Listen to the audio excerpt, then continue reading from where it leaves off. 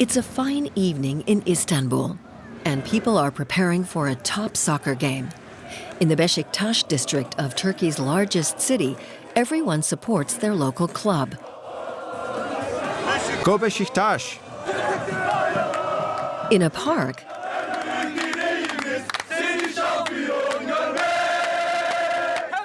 these top fans are very loyal. We'd give everything for Beşiktaş and expect nothing back. We dedicate our lives and money to the club. Look, this is the Beşiktaş Eagle. This group of fans is called Çarşı. They describe themselves as extreme left-wing critics of the system. Show them the tattoo. Some of them are even tattooed with an A for anarchy. These soccer fans are not afraid to stand up to authority. They take part in all the demonstrations because Beşiktaş is traditionally the club of the Kemalists who oppose President Erdogan.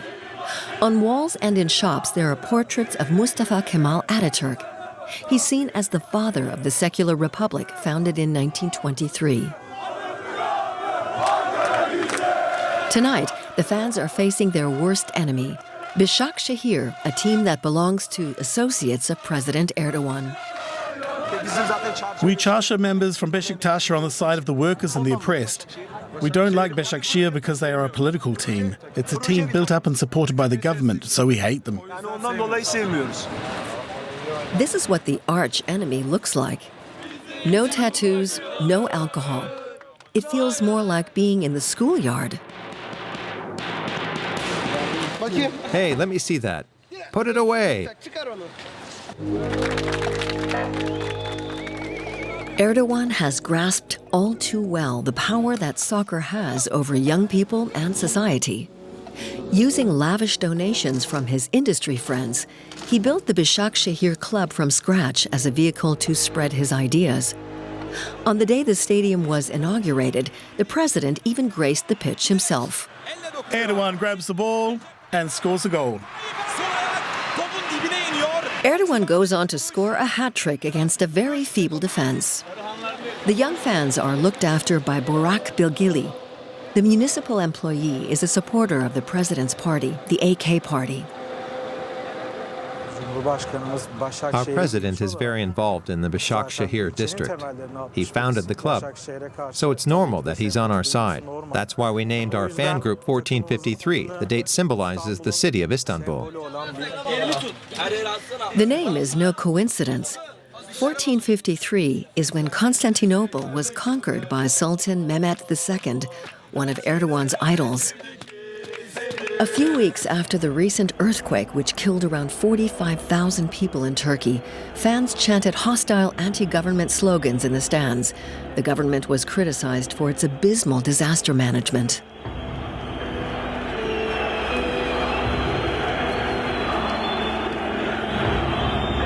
The devastating earthquake of February 6th has weakened Erdogan, who was until then almost untouchable.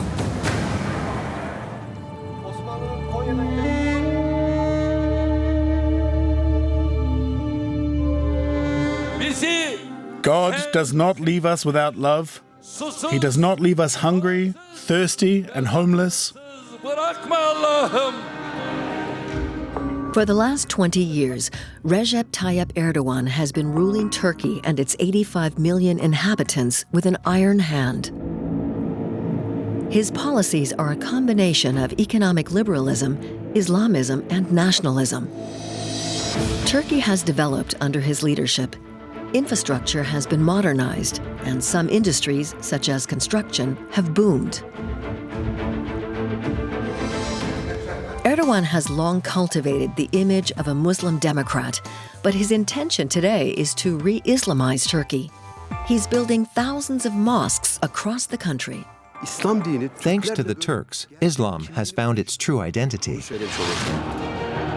To remain unchallenged in his rule, Erdogan is cracking down on his critics. Almost the entire press is now loyal to the government. Despite allegations of corruption, Erdogan indulges in great luxury at the state's expense. Like a modern sultan, he's having a huge palace built with 1,500 rooms. I don't care whether they call me a dictator or whatever. It goes in one ear and out the other. The Balata family have their summer villa in a suburb of Istanbul. Kemal, the father, runs several hotels. What should we watch, Dad? A series. The whole family loves series about the Ottoman Empire. A great number of them are produced by Turkish television. These successful blockbusters with their epic war scenes tell the story of the Ottoman sultans who brought down the Christian empire in the Orient. They're also a good export to the Arab-Muslim world. Erdogan soon realized how useful it was to revive this Turkish identity and celebrate the victory of Islam over Christianity. In his official promotional clips, Erdogan follows in the footsteps of Sultan Mehmet II, who conquered Constantinople. Inspired by him, he strides proudly past his troops.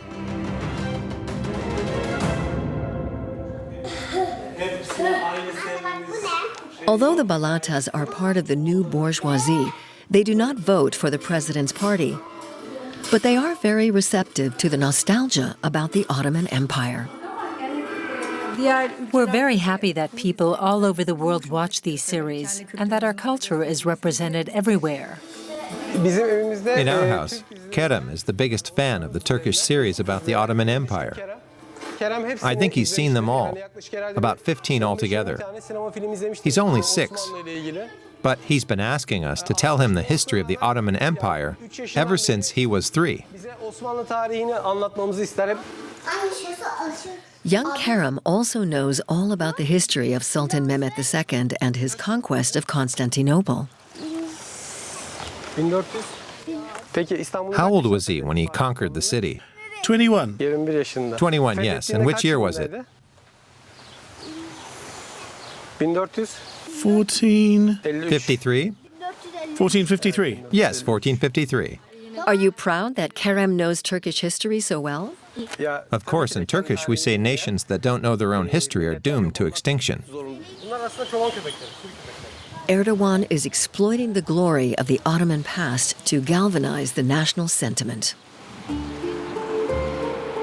In Kasim Pasha, the working-class neighborhood of Istanbul where Erdogan grew up, he has turned his childhood soccer field into an archery club. In the Ottoman Empire, the bow was the horseman's weapon. Erdogan was our neighbor. If we met today, he would beckon us over. Ertuğrul is a childhood friend of Erdogan's and one of his loyal followers. He's a member of the AK Party, the Justice and Development Party founded by the president. Here it says, if you don't know your past, you can never have a future. Much as he focuses on archery today, young Erdogan's true passion was soccer. After a game he'd come through here, he was supposed to play for Fenerbahce. He was a good centre forward. Legend has it that the president had a good chance of becoming a professional soccer player, but his conservative and religious father was against it. Look who's behind the car. Ertuğrul bumps into Selahattin, Erdogan's former soccer coach. This is Erdogan, and this is Ertuğrul. This photo was taken 50 years ago. He was a very good center forward. And later, when he was older, he changed position and became a defender. I love him with all my heart. Even if it kills me, even if he loses all his supporters, I will still vote for him. Erdogan's family background is humble, just like this neighborhood. His father was a shipmaster on the Bosphorus, and his mother a housewife. They lived in a traditional wooden house like this. The young Erdogan attended a Quran school. He even toyed with the idea of becoming an imam for a while. He diligently attended the mosque in the neighborhood. He was very religious. He performed all his daily prayers and urged young people to pray. He had no vices, and he could talk to unveiled women and people who drank alcohol very convincingly. Erdogan remained loyal to this neighborhood for a long time. He lived here until his election as the mayor of Istanbul in 1994. She says that our president is an international leader. Semiha Paçal runs a grocery store where the Erdogan family also came shopping. He grew up in our neighborhood, went to school here, and look how far he's come. He's such an important man. We're very proud. We know him and his children well. His daughters grew up here. They're part of the family.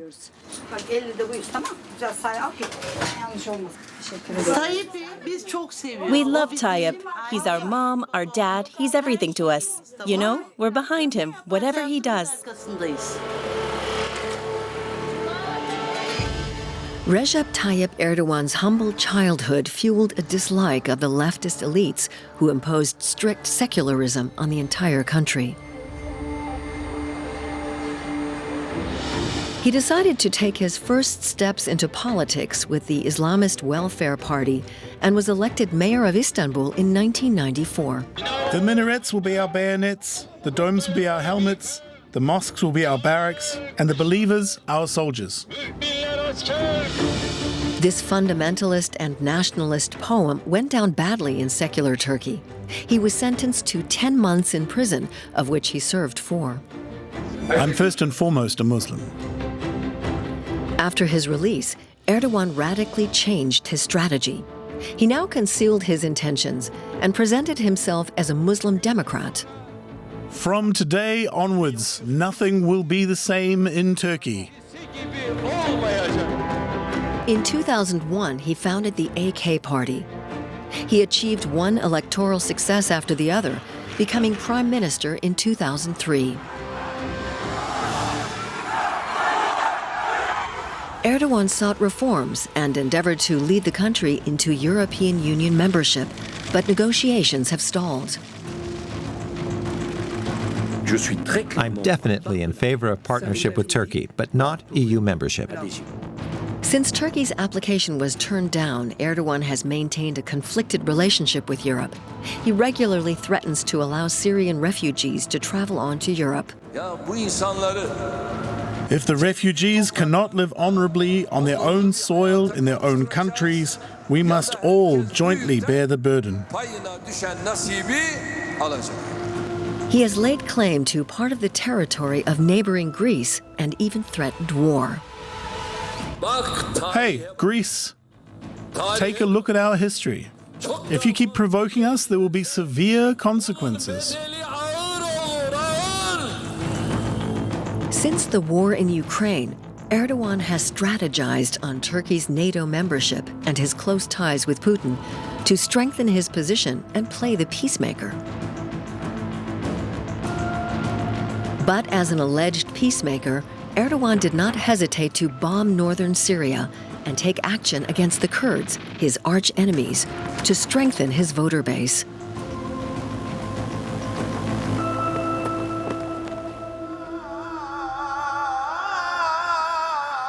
On the national stage, Erdogan has been returning to his original principles of Islam and nationalism for several years now. The bourgeois and conservative social class that emerged during his rule continues to support him.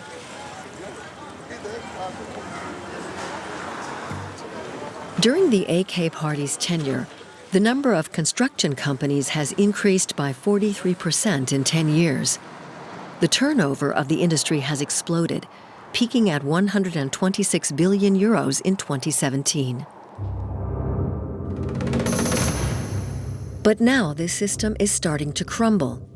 It is precisely these construction companies and the authorities who are held responsible for the consequences of the devastating earthquake that hit southern Turkey in February.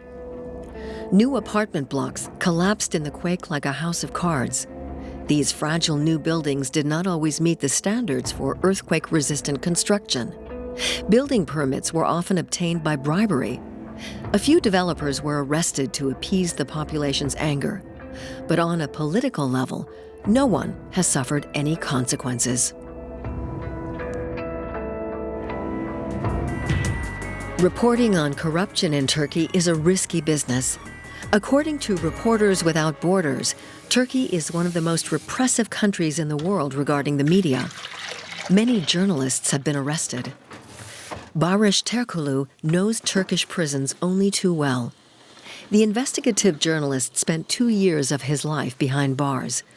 This morning, he's preparing for his next trial.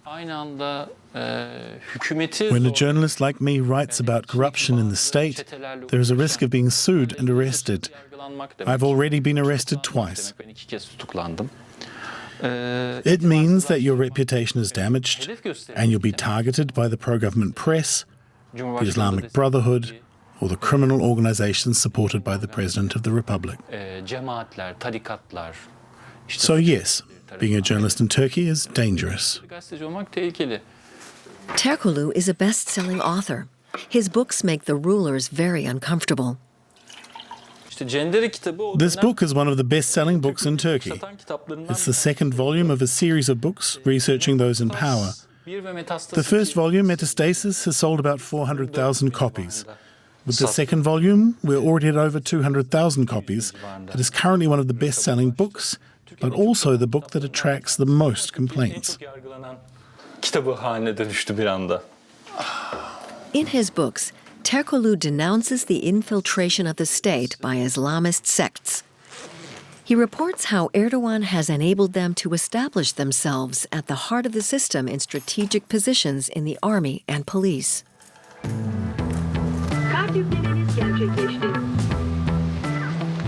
On the way to court, the journalist describes an extremely corrupt system to us. Many skyscrapers have been built during Erdogan's reign, most of them by companies close to the government. Building bridges is another way for these companies to get rich. Companies that win a bid to build a bridge are often very close to the government. The government also guarantees a minimum number of paid crossings. This means that the provider continues to make money from tolls after completing the bridge. But it's not just drivers who pay, it's also the state, due to this guarantee. That's 770 million euros per year alone for the most recently built bridge, the Sultan Selim Bridge. Terkulu and other bold journalists want to know what the state is getting in return for the extortionate sums they provide to the president's business friends. In 2014, when some members of the government were under investigation for corruption, recordings of compromising phone conversations attributed to Erdogan and his son Bilal surfaced on the internet. Bilal, there's an anti-corruption investigation, right? Right. They'll be doing a house search, do you understand? Listen, whatever you've got in your house, get rid of it. Got it? What do you mean, Father? There's only cash in the safe. That's what I mean. Bilal allegedly called his father back a few hours later. Good evening. Did you get rid of everything? Not all of it, not yet, Father. Let me explain. There are still 30 million euros we can't hide. The Erdogan family later complained about the conspiracy, and the investigation was stopped. Judges and police officers investigating the case were transferred or imprisoned. Since then, journalists like Terkulu, who research corruption, have been systematically prosecuted. The state has filed 33 lawsuits against his latest work, and he faces up to 158 years in prison. How do I feel? I'm so used to it now I don't feel anything anymore. In front of the court, we are monitored by plainclothes police officers who listen in on the entire interview. You know, there has never been justice in Turkey. Today is not a decisive hearing, but the judiciary in Turkey is so politicized that the outcome of such a trial is bound to be biased.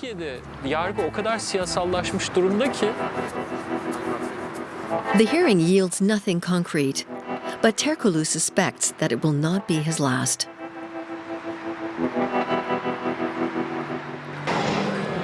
Erdogan's other major project is to advance the Islamization of society. Since taking office, he has been busy breaking down the secular character of Ataturk's republic. In 2013, he lifted the ban on headscarves in the civil service and in schools. In his 20 years of office, he's fortified the Diyanet, the powerful religious affairs authority, increasing its budget 20-fold to €1 billion in 2018. It's expected to rise to €1.6 billion in 2023. Erdogan fulfilled one of his greatest promises in July 2020, turning the Hagia Sophia, which had been a museum since 1934, into a mosque again. The Byzantine mosaics are now hidden behind white cloth. When the supreme head of the Diyanet, Imam Ali Erbash, climbs the pulpit, he does so like an Ottoman conqueror, with a scimitar in his hand. My honorable Muslim brothers and sisters, Erdogan is in the front row, listening attentively to his imam's politicized sermon. all over the world, mosques are being attacked, forcibly closed, even bombed or destroyed.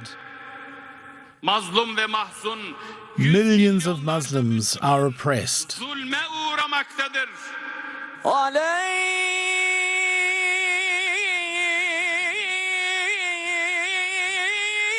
Recep Tayyip Erdogan has had more than 14,000 new mosques built since 2003. His flagship project, the mega mosque Çamlıca, is built right on the Bosphorus. It cost €280 million, and its imam is very proud of this place of worship.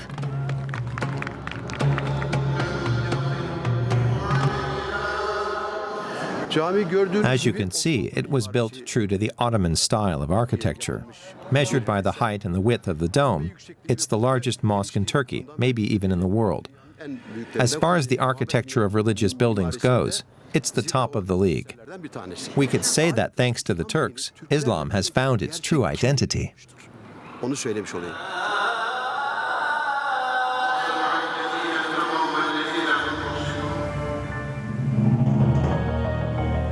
For anyone who openly opposes Erdogan's religious project, the consequences can be severe.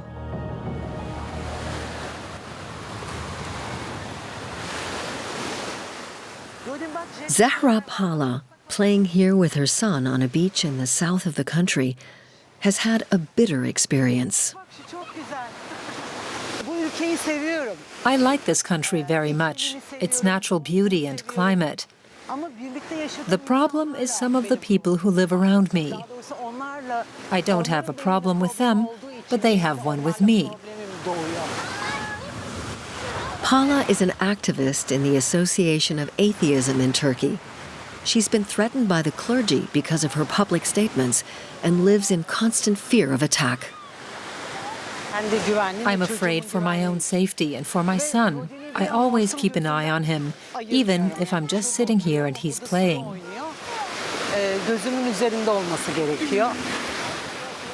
Pala was forced to leave the capital, but she still hasn't given up her activism.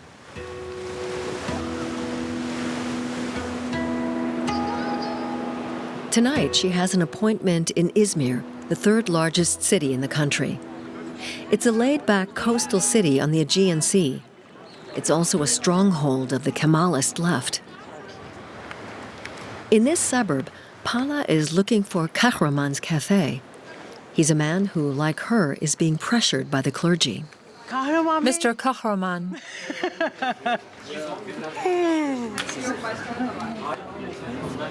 Welcome. For years we've only met virtually. Now we're meeting in person. Yes, we've never met, but she's always supported me.